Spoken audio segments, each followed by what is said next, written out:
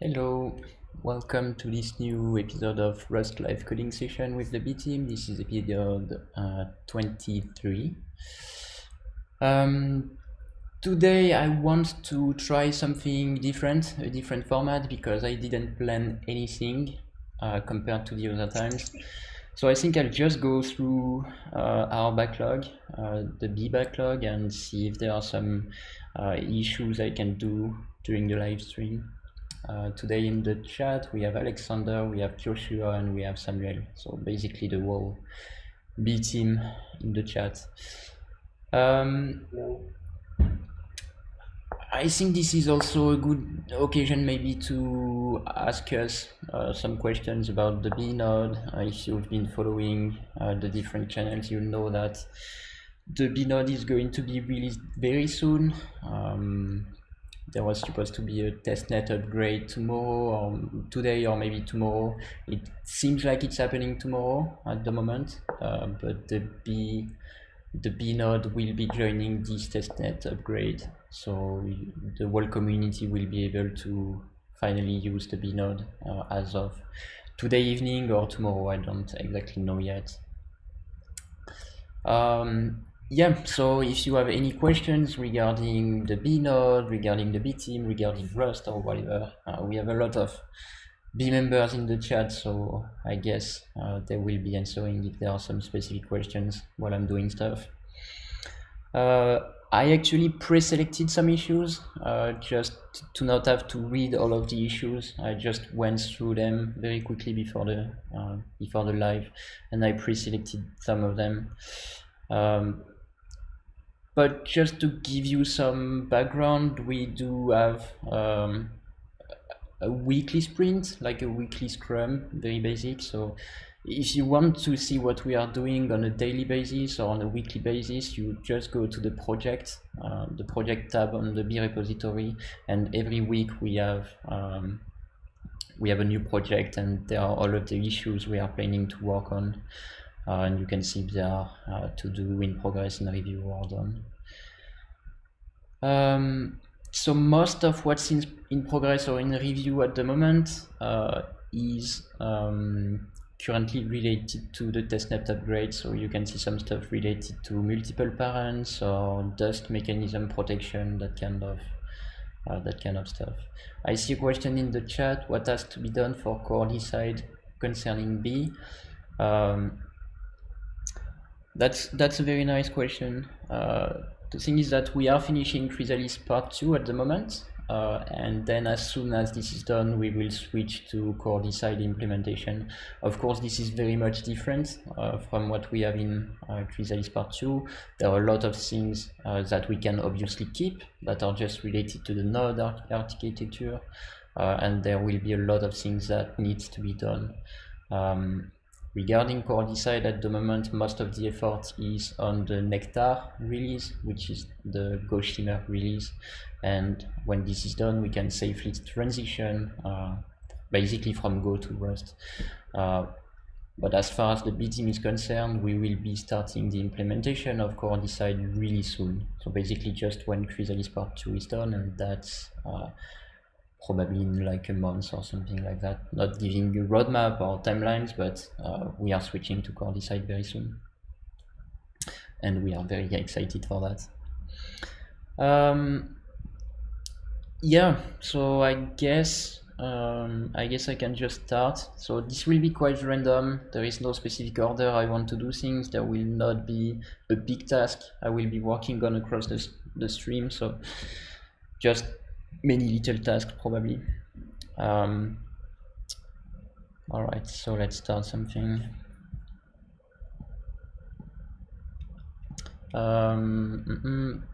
One thing that has been annoying for me to debug the node is to have access to the database. The B node currently uses RocksDB as a storage backend, and if you want to have access to it, you need to have a connection, you need to have all of the code, the glue code that's necessary to contact the database and to map that to your types. We do have that, of course, when the node is running, but when you just want to get access to the content of the database, it's not always easy. So some time ago, I started working on a little tool. Wait, that's not this.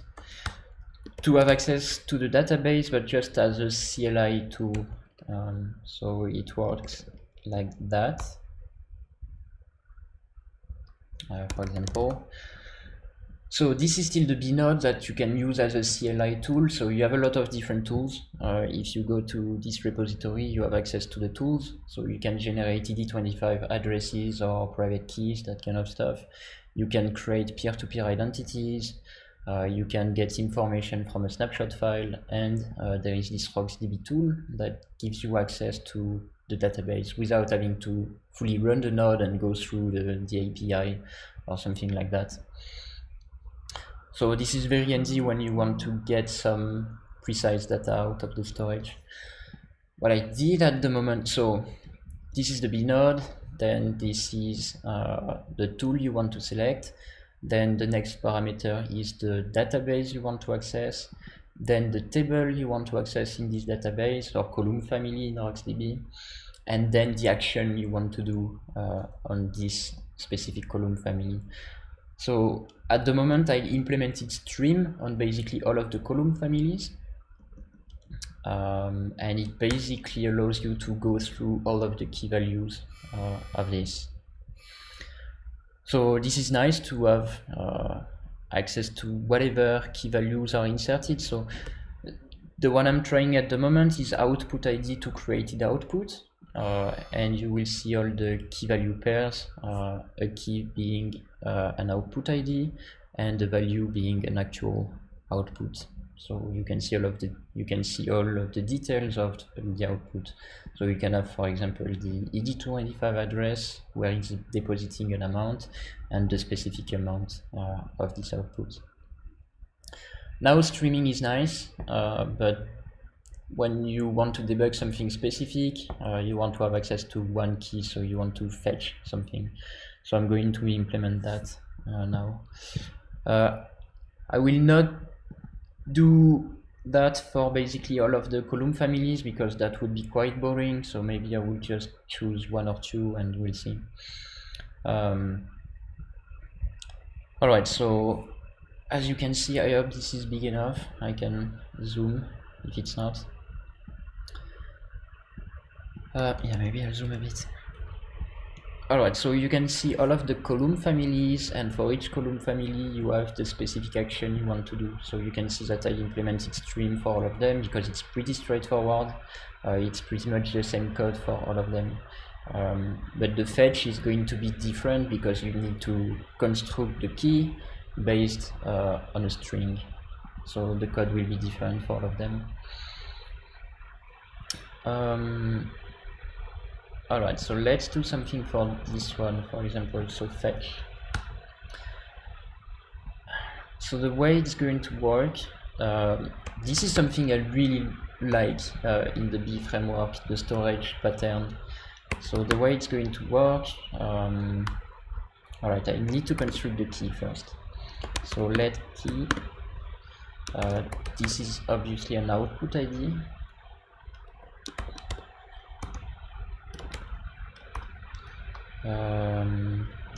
From string, and that would be the key.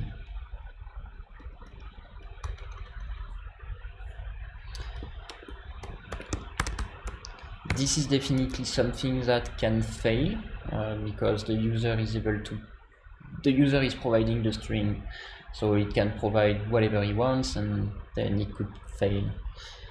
I need to include this threat.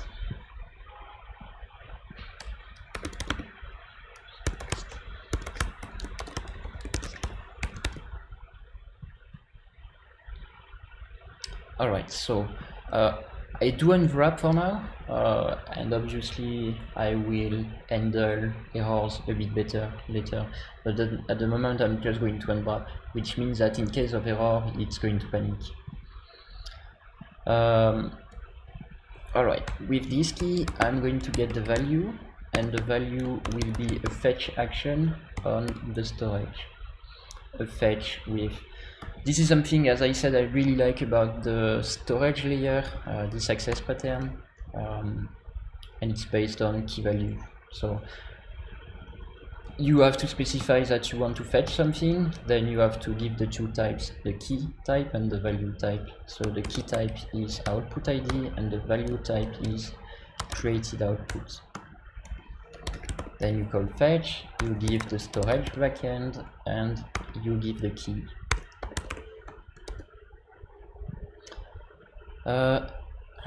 Fetch is not there yet.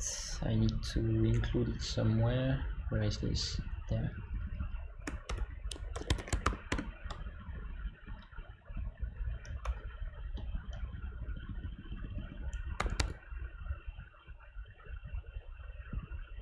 Alright, and then we just have to basically print this couple.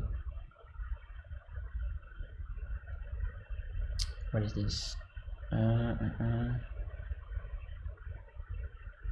Yes, so this can return an error, but it's mostly async, so you have to await it, and then it's fine. So let's try this now.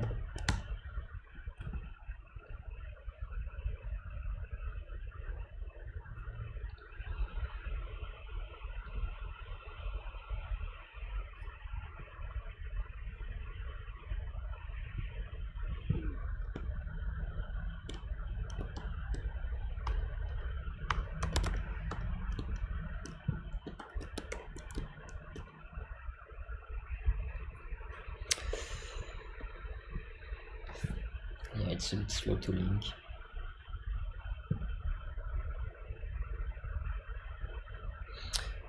Maybe meanwhile another, yeah, this one looks very straightforward. It's basically the same, but it's not a created output, it's a consumed output.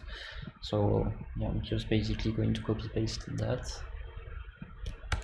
put it there,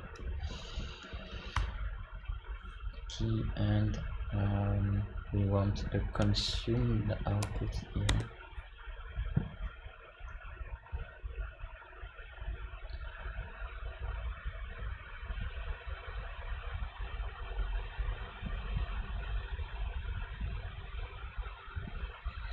Ah, so slow.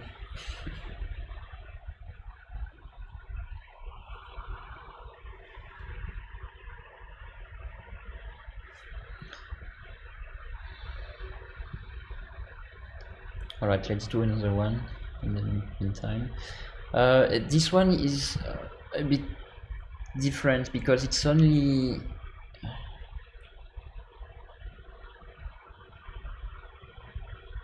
it's what I was saying. It's only keys. There is no value. We are just recording keys for this one. It's basically saying that a specific output ID is not yet spent, so there is no value. If it's in the table, then it's unspent. So it's a bit different to handle. And the way we do that, I'm still going to copy paste that.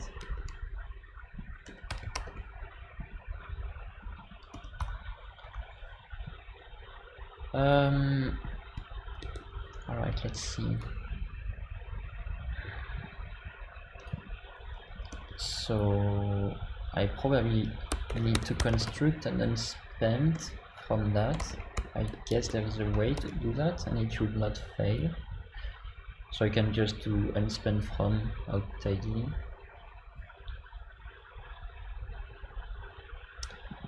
Yeah, and the way we do that is to have the type as key, and then as value we just have the unit type. It basically means that there is no value.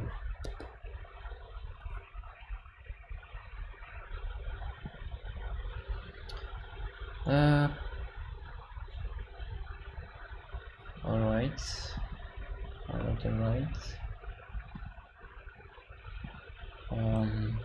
Alright, so it compiled. So let's check this. So now instead of stream, I've put fetch with a specific output ID that I know is in the database.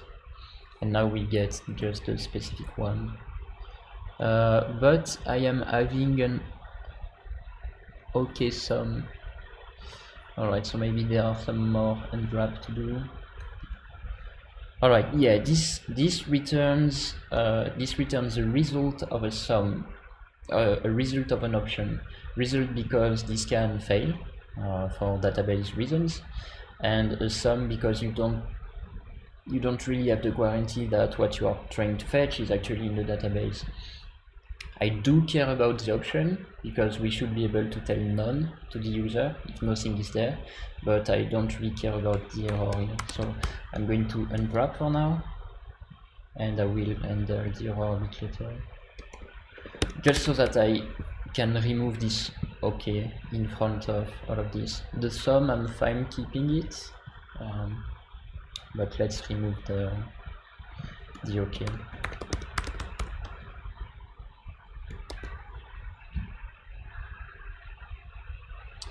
Alright, so we have an error here. I don't really know what this is yet. Alright, so maybe that's not unit type. I don't exactly remember. So let's see. Storage. SRC access. Ah. Alright, there. Ah, that's an interesting one. It doesn't really make sense to have fetch because you are not fetching a value, so we did not implement it. So there is no value to fetch. So what exactly we are going to do now, I don't know. Because basically, when it's something like unspent, you just want to know if it's spent or not. Alright, so I know what I'm going to do. So you don't need to fetch, you need to exist. Alright. And basically exist will just check for existence in the storage. But it's still not happy. Ooh. The value of the associated type must be specified. Oh, yeah, alright. I forgot to change the method. Alright, so first let's check what this looks like. Stream output ID unspent. Alright, so as you can see, we have a lot of unspent outputs, but there is never a value. Why is there two closing parentheses? I have no idea. Oh, that's weird now. Oh no, alright. No, yes, I don't know. I think it's because you have a new line there, but it's part of the struct above.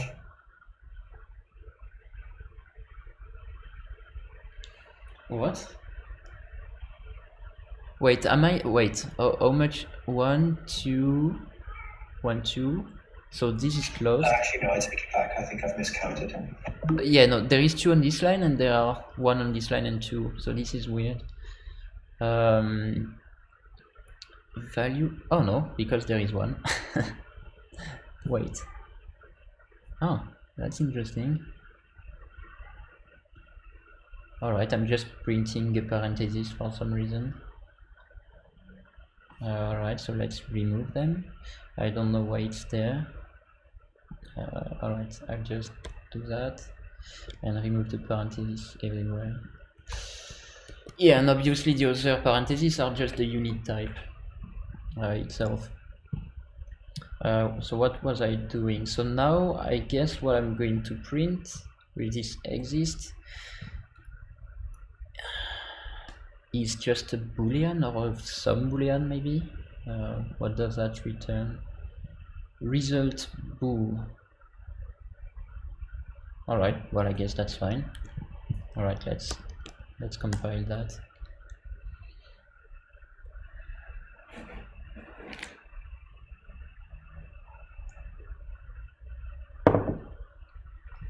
Alright, let's not wait for it. All right, I'm not sure I'll do more than that regarding RuxDB. I think we saw enough. It's going to be quite boring if I start doing more than that. So I think we'll stay with that. It's already 20 minutes, so I think that's enough for now, and I'll just pick another task. What's in the chat? If only Crane Leaf project was complete. Yeah, I think it's supposed to drastically improve compilation time, but I have no idea what's the status of Crane Leaf these days. Maybe Josh can give us an update.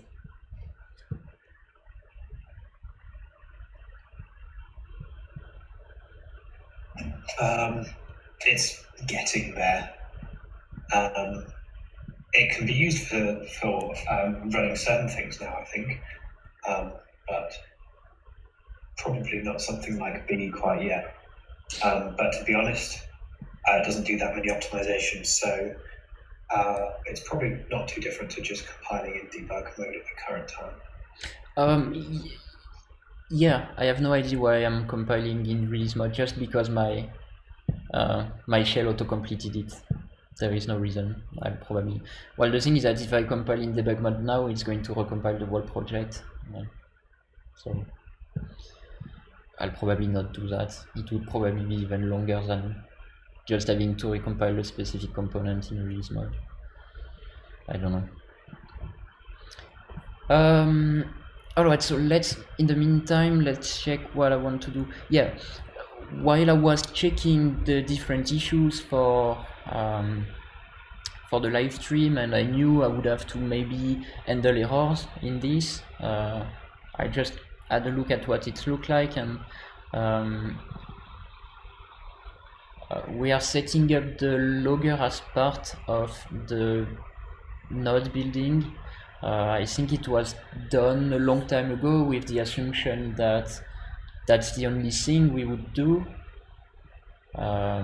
in the main, but it turns out it's not. So if I want to use the logger to log some specific errors in the CLI or in the tooling part, I would have to panic because the node is not yet built. So I think I'm going to move out of that and initialize the logger as soon as possible in the main, so that we have access to it whenever we want.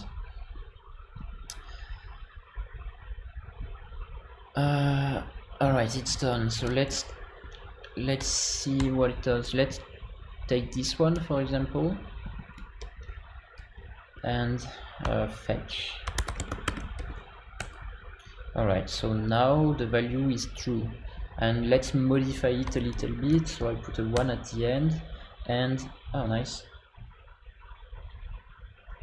Alright, so don't worry. This is just because, yeah, it makes it a bad output ID if I just change. Well, this is exactly what I was speaking about. There is no specific nice errors, there is just a panic. But I have to change a specific one here, for example. Let me do that. And now we can see that it's false. What went wrong with this one? An output ID is not just a random hash, it's the concatenation of a transaction ID and an output index. I changed the last one, which is part of the output index, and it made it an invalid index, because you can only have from 0 to 126. So by changing the last to 1, it made it an invalid index, and then we couldn't build an output index. So I keep it 0, but I just modify part of the transaction ID, which can be basically anything. And then we can see that it's false because it's not in the unspent table. Alright, and what was the last one we did? Just to check it quickly, it was output ID to consumed. So let's do first a stream of this one. Output ID to consumed output stream. Alright, what this one does, it records what transaction and what milestone consumed a specific output, so that you can have, because we need to serve that in the API. So the first one, created output, was an actual output with all of the information, the address, the amount, that kind of stuff. And created and consumed output just records the fact that it has been consumed by a specific transaction within a specific milestone. So this is what you can get, and now let's try to fetch that. Alright, sounds good. Alright, so I'm just going to push that.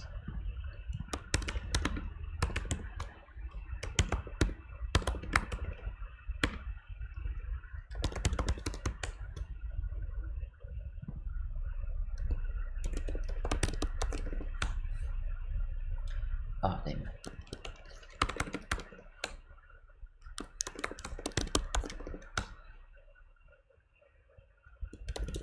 Oops. What was that? Yeah, anyway.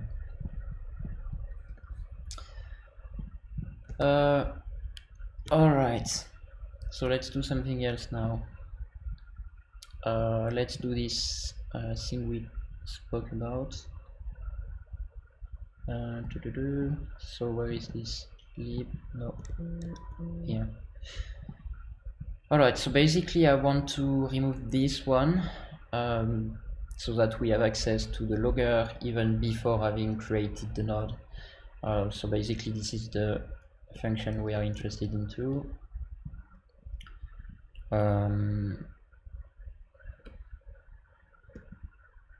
Let me just think about it. Alright, but it needs the configuration, that's why.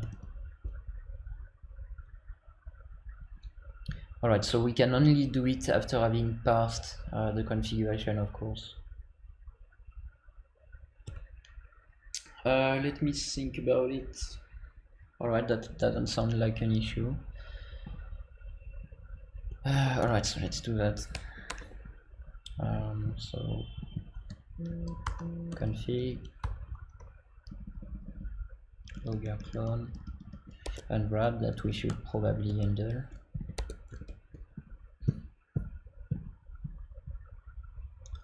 Now I'm thinking if CLI tool.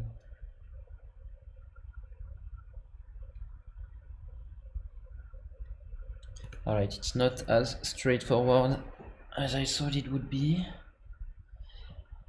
because to execute the tool you need to have access to the CLI and you need to give the CLI to get the config. What if I do that? Should be fine.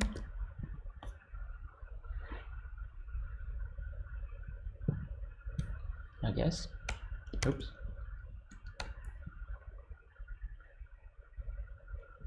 Let's see.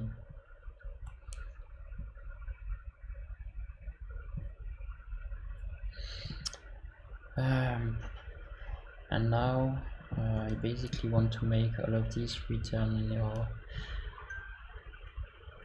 Nah, you know what, that's probably not a very interesting task, so I'm not going to do that. Yeah. This is a more interesting one. Alright, let's do this one instead. The other one is not interesting. Make status worker dependent on both Tango and Ledger. So this, what happened, and what has been reported from the community is that worker, where is this? This one. So this is a status worker that is part of the protocol crate. Periodically it's going to output some status in the logs, and what happened is some cases where this one would be 0, basically where the solid milestone would be greater than the latest milestone, and that's definitely not possible. This is because I think we are not properly setting the dependencies here, because basically to have access to these two values, solid milestone and milestone, we need to wait for the ledger crate to have fully parsed the snapshot and have the values to set these Tangle values. So I think there are some cases where this status worker can run before the ledger worker, and then the values are not yet set. So to be sure of that, we need to do something with this. This is our dependency management for the worker architecture, so it allows you to tell in which order things are going to be loaded. And if we go to the ledger crate, there is a worker, and this worker, as part of its start method, is setting this value, latest solid milestone. So I think we need to set the ledger worker as dependency of the status, so that we are absolutely sure that the start method of the ledger crate has executed before the start method of the status is even executed. So I think we should be able to do that. I think we already have the ledger. Yes, we already have the ledger as dependency of the protocol crate. So it's basically just a matter of adding a new dependency.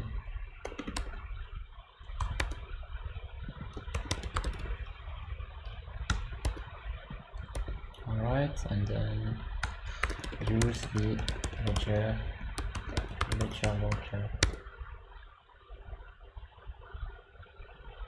Alright, and I'm pretty sure that just this simple dependency addition is going to fix this issue, because now we have to wait for the Tangle worker, which is responsible for loading one of these values, but also the ledger worker. So basically we are sure that when the status worker starts, both of these, Tangle and ledger, are done with their start method, so we know for sure that we have access to the values. Yeah. So I think that was pretty much it. Make status, so I'll just put that here. This is in progress. Alright, this is an interesting one, and I basically discovered the crate with this one by asking Josh a question earlier, by trying to prepare for it. So alright, back to the Tango Crates. And we have this Tango. Alright, so we have this hash map between message IDs and milestone index, and these are our solid entry points. Solid entry points are specific messages in the Tango that you consider solid even though you don't have them in your storage. This is done to allow for snapshots, for local snapshots. If you don't have these kind of things, then it means that you have to synchronize the whole Tango, and you don't want that on your node, because that would be a very big storage. So as part of a local snapshot, we have a list of solid entry points, and these are message IDs that you consider solid, that the node has to consider solid even though they are not in the storage. So that's basically a threshold in the Tango, and if as part of solidification you reach these message IDs, then you just stop solidifying and you consider that it's fine. How many workers are in the B node? That's a good question. Let's do something like this.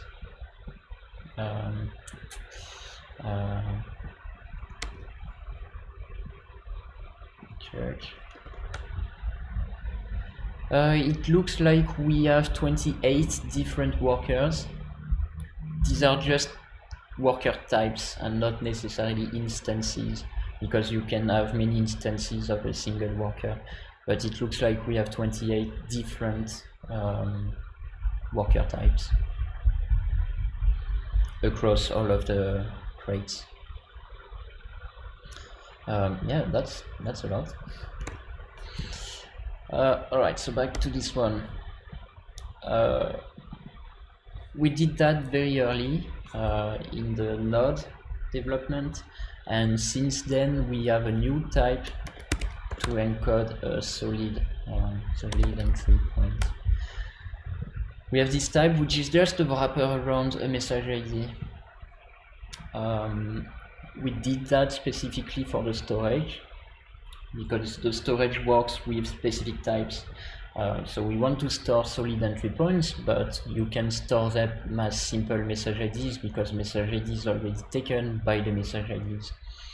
So you have to do a wrapper to have access to a new type, a new specific type, and then you can store it differently than message IDs.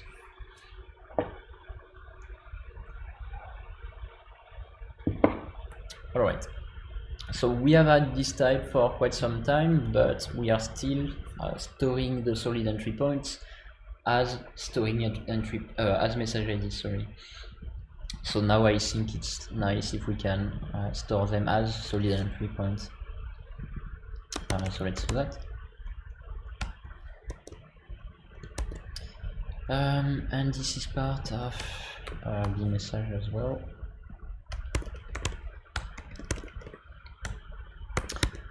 And doing that is going to cause a very specific issue that I basically learned how to fix today. So I'm learning basically with you.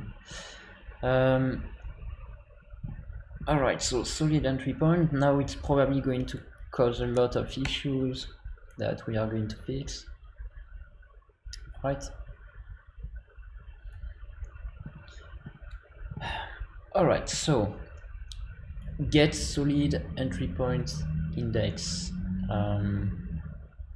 So you can even see that we have some remaining from a long time ago where we still call things hash and not IDs. So I'm going to rename at the same time.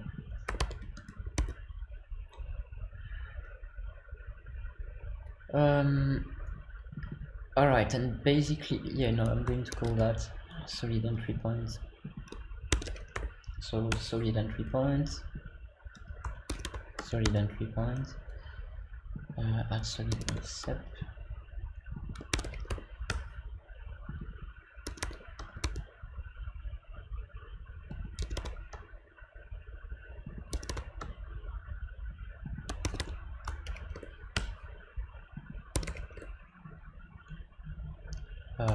Set. Alright, and now starts the funny thing. Up to now, these trees that I did were actually working with solid entry points, because you want to get an index from a solid entry point, so you know the input is a solid entry point. Adding a solid entry point, it needs to be a solid entry point, and same for remove. But then this is different, because the function is solid entry point, so you can't give it a solid entry point, otherwise you are already assuming that it is. So you have to take a message ID. But we are taking a reference.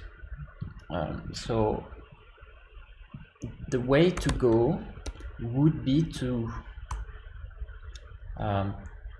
dereference this ID so that you have access to an actual value, but that basically makes a copy, and then you would have to convert that into a solid entry point,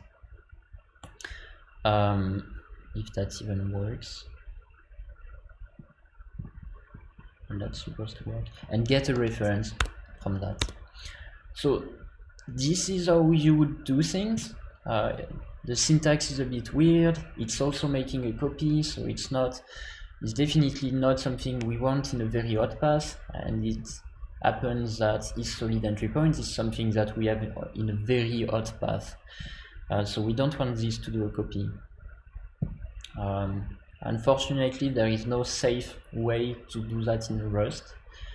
As part of the language, you have to go through unsafe. So I'm not going to do that, but fortunately, a crate is doing that for us. I think it was refcast, if I remember. Yeah, so there is basically this crate that does the unsafe conversion for you, and it makes it in a safe way. So you can use this crate in a safe way, but underlying it's unsafe. So I am going to use this one because the core of the problem is that you want to cast a reference to a type to a reference to the wrapper type, because we have a message ID reference and we want to have access to a solid entry point reference, and this is exactly what this crate is doing. So safely cast from a string to an U, and U is a wrapper of string. So this is exactly our case now. Yeah, so I'm going to use this crate. I didn't know about this crate before this call. Alright, so let's refcast. Alright, and now I just have to derive some stuff from our solid entry point. It will basically implement a method on our solid entry point that allows us to cast references, and I need that. Alright, and I also need it when I'm going to use it, so in the Tango Crate.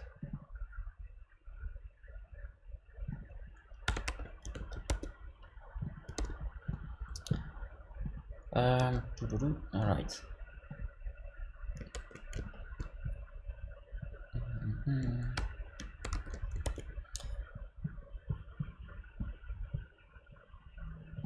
Alright, so where was it? Alright, so I'm just going to copy paste that, and instead of doing that, what I can do now is solid entry point refcast of ID.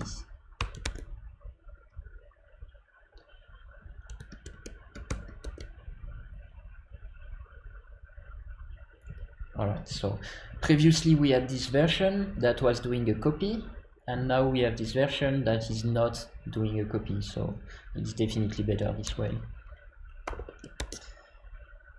Alright, so let's finish the other ones.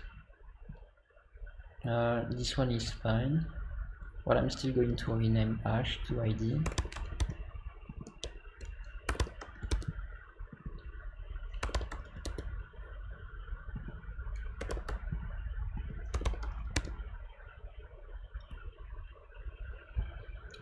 Yeah, I don't even know if we are using this one anymore.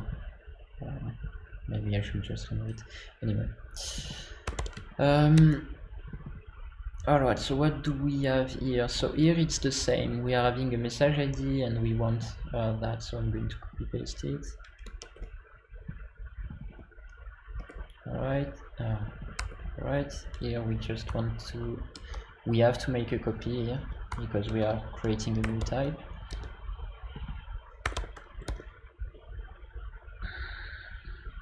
Alright, same here. Oops.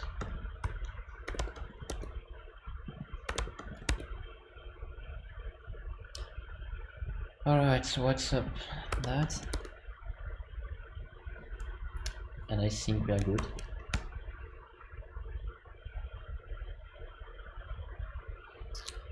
I know for sure there is one place where it's going to break, so I don't want to wait for compilation, where yes, so this is where we add solid entry points to the Tango after having parsed a snapshot. The snapshot is giving us solid entry point types. So up until now we had to dereference the solid entry point type to give it a message ID, but then we don't need to do that anymore because it's actually taking a solid entry point, so we don't need to dereference it. And last place, solid entry point.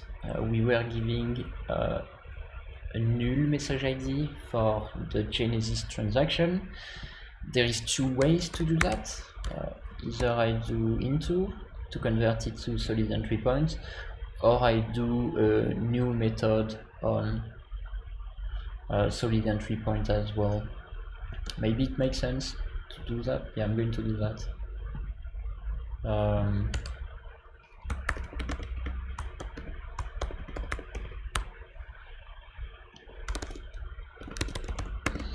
Alright, and it would just basically be a wrapper of message ID null. So just something like that. And then I can just call solid entry point null. Right. Alright, so these are the two we just fixed.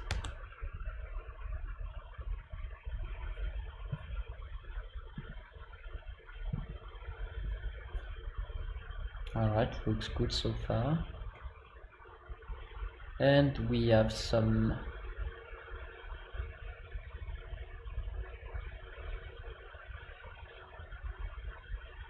alright, we have some errors. Propagator. Well, that sounds about right.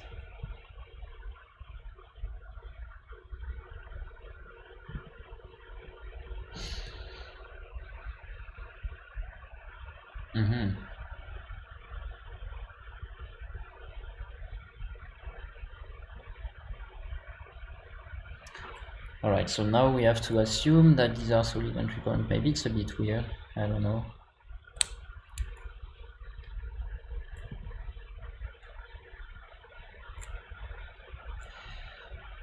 So this is a message ID, and we want, yeah, so maybe I should refcast as well, but maybe it's a bit weird to refcast here.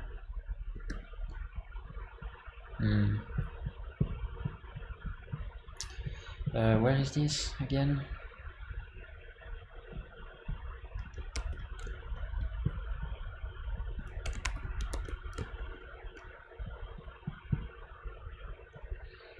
And solid entry point, refcast.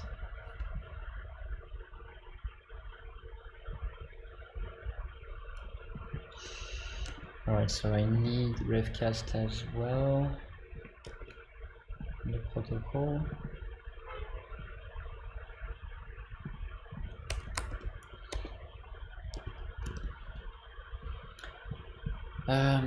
Alright, so this would be a refcast of the parent one. Is this even working?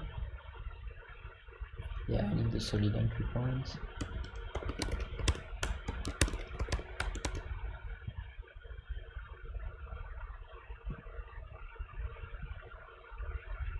Looks good.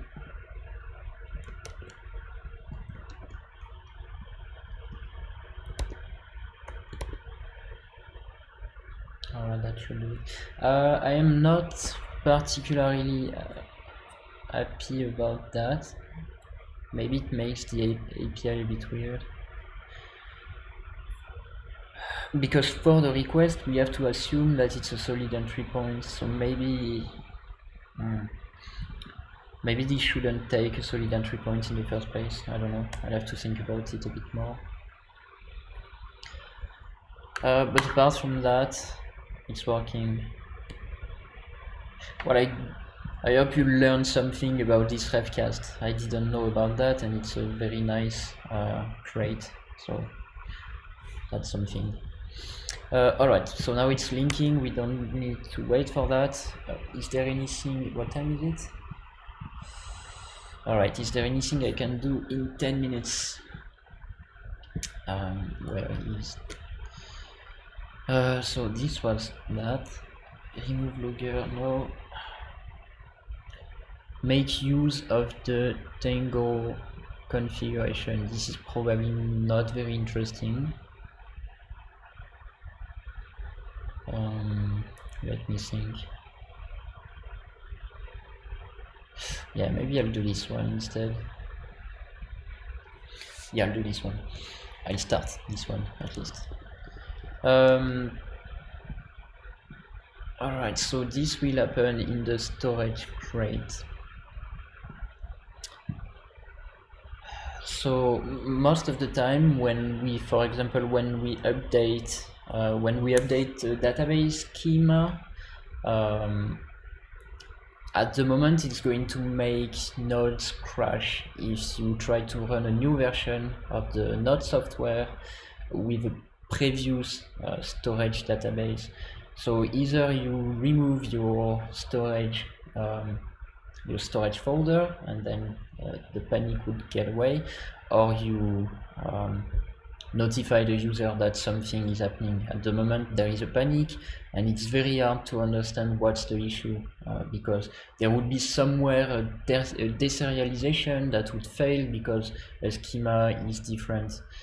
So this is not a nice way to notify node operators that the schema has changed. So we need a way to do that. So what we need is very simple. It's just a storage version or something like that that we bump whenever there is a schema change. And then at startup we just check the storage version against the one that is hard-coded in the node, and if there is a mismatch then we just don't load the node. So this is something we need to add in the storage, so it needs to be a new scheme.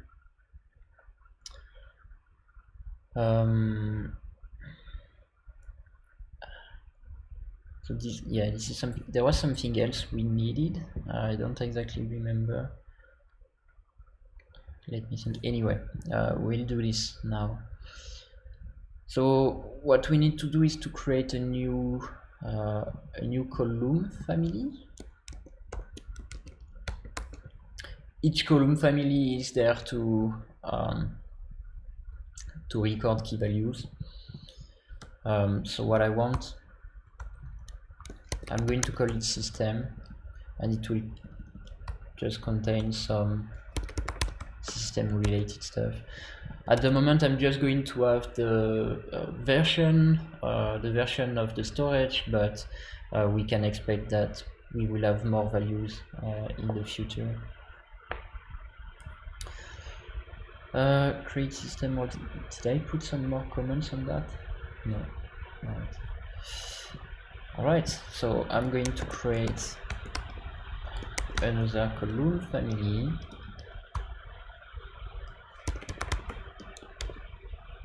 Oops.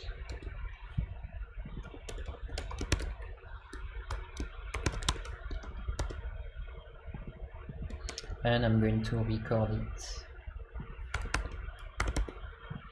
So now the column family is created and I need to give it a proper access pattern. At the moment we don't know the key type, we don't know the value type. So yeah, we need to encode that, and this will be done as part of the different access pattern. But I first need to define a specific type. The key, I think the key will just be a string. We don't need it to be something very fancy. I think a string is more than enough. Let me think. Yeah, just a string.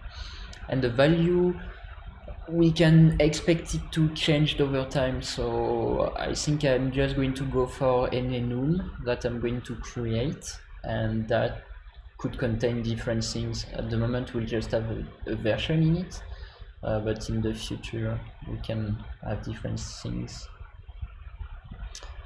New file, system.rs.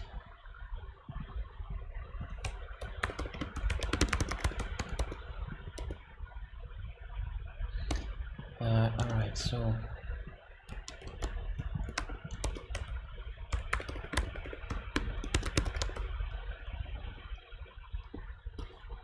yeah, system was a name suggested to me, but maybe it doesn't really represent what we want to do.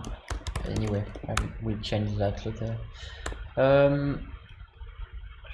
Alright, so let's have the version as an U16. I think that's more than enough for what we want to do. we need this to be serializable, so we need to be able to get bytes from it, because RocksDB only stores bytes, so everything, the keys and the values, need to be bytes. So the way we usually do that is with the packable thread that I'm going to copy paste something. Alright, and import, just doing that quickly. Alright.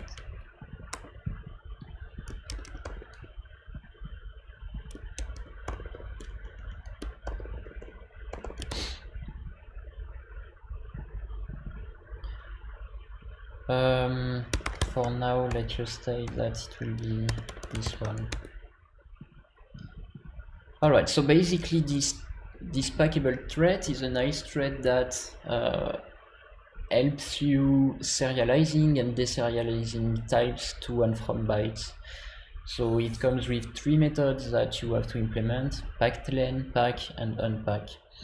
So this is an enum, so serializing it and deserializing it will always be a bit different depending on the different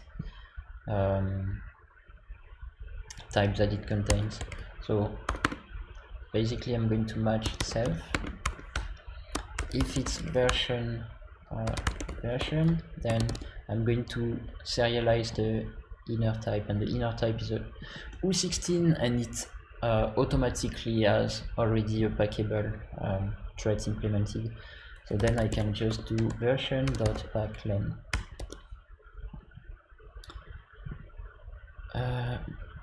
Yeah.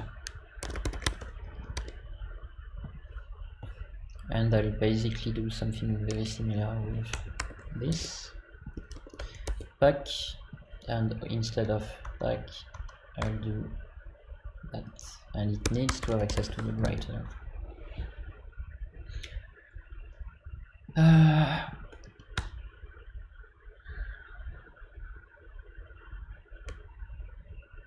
Alright, now is the fun part. Because this is an enum, you need to know to deserialize what exactly it is that you are deserializing.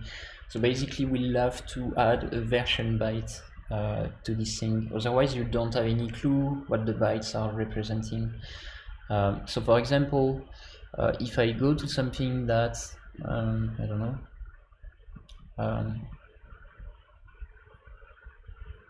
yeah, for example, this is the payload of a message in the IOTA protocol, and you can see that it can be a transaction, it can be a milestone, it can be indexation or other stuff. And the way we serialize that is we prepend the bytes with a type byte. So it would be 0 for transaction, 1 for milestone, 2 for indexation, and so on. So we basically have to do something very similar. So you can see that when we pack, we also pack the type. So we match, we pack type byte, and then we pack the actual stuff. And if you are dealing with enum and when you need to serialize this, there is no way around this. So we need to do something similar.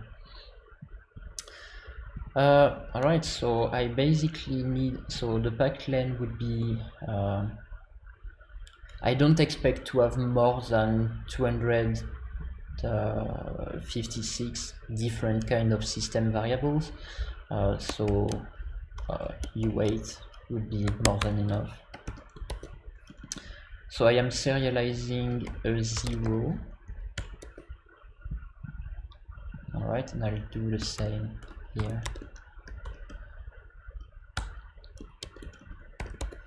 Right, and 0 wait dot back to a writer, and this can fail, so we need to handle it. Alright, and now what we need to do is to, for the deserialization, what we need to do is to first get the type byte, and depending on what that is, deserialize the proper type. So I'm going to match on U8 unpack from a reader.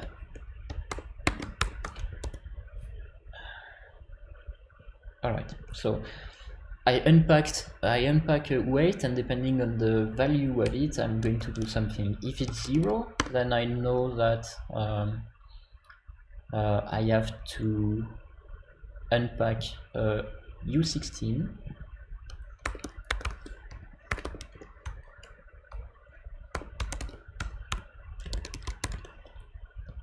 and that I need to wrap that in a system version. And this is what I want to return. And the whole thing is going to be wrapped in an OK. There is obviously match in Rust has to be exhaustive.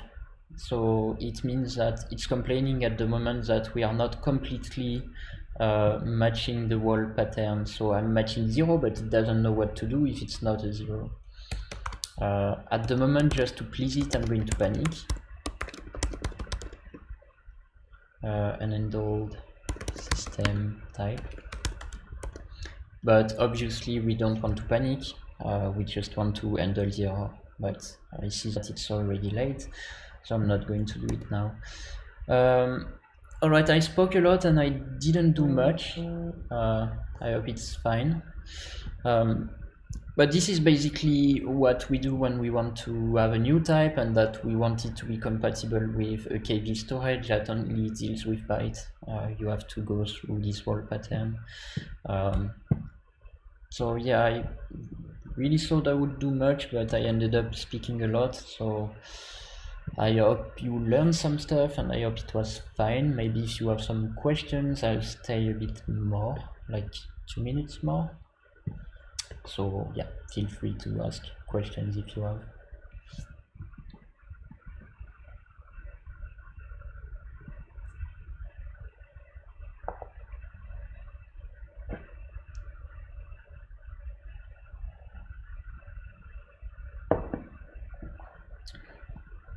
Alright, no questions so far. Maybe questions from the team? No?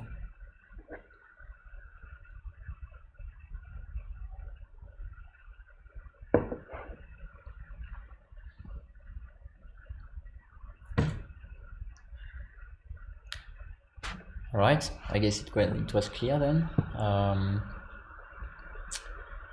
I guess we'll see you next week for a new episode that will be 24th already. So yeah, thank you for joining and see you next week for a new episode.